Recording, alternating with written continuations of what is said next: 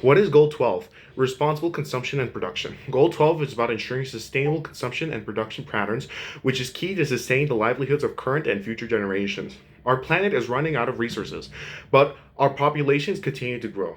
If the global population reaches 9.8 billion by 2050, the equivalent of almost three planets will be required to provide the natural resources we needed to sustain current lifestyles.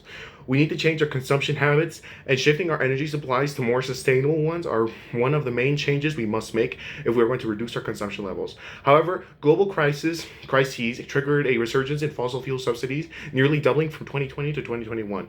We are seeing promising changes in industries, including the trend towards sustainability, reporting being on the rise, and almost tripling the amount of published sustainability over just a few years, showing increased levels of commitment and awareness that sustainability should be at the core of business practices. Food waste is another sign of overconsumption, and tackling food loss is urgent and it requires dedicated policies informed by data, as well as investment in technology, infrastructure, education, and monitoring. A staggering 931 million tons of foods is wasted a year, despite a huge number of the global population going hungry. Why do we need to change the way we live? Economic and social progress of the last century has been accomplished by environmental degradation that is endangering the very systems on which our planet, our future development, and very survival depend.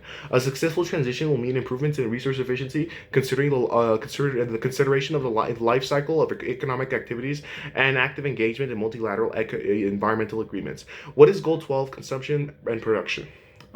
What needs to be changed? There are many aspects of consumption that, with simple changes, can have a big impact on society as a whole. Governments need to implement and enforce policies and regulations that include measures such as setting targets for reducing waste generation, promoting circular economic practices, and supporting sustainable procurement policies.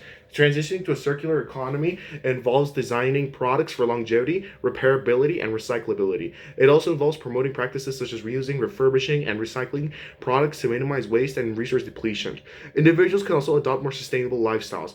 This can involve consuming less, choosing products with lower environmental impacts, and reducing the carbon footprint of day-to-day activities. How can I help as a business? It is in businesses' interest to find new solutions that enable sustainable consumption and production patterns. A better understanding of environmental and social impacts of products and services is needed, both of products' life cycles and how these are affected by use within lifestyles.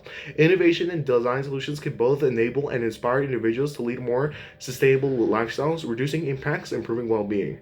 How can I help as a consumer? There are two main ways to help: reducing your waste and being more thoughtful about what you buy and choosing a sustainable option whenever possible. Ensure you don't throw away food and reduce your consumption of plastic, one of the main pollutants of the ocean. Carrying a reusable bag, refusing to use plastic straws, and recycling plastic bottles are good ways to do your part every day. Making informed purchases also helps.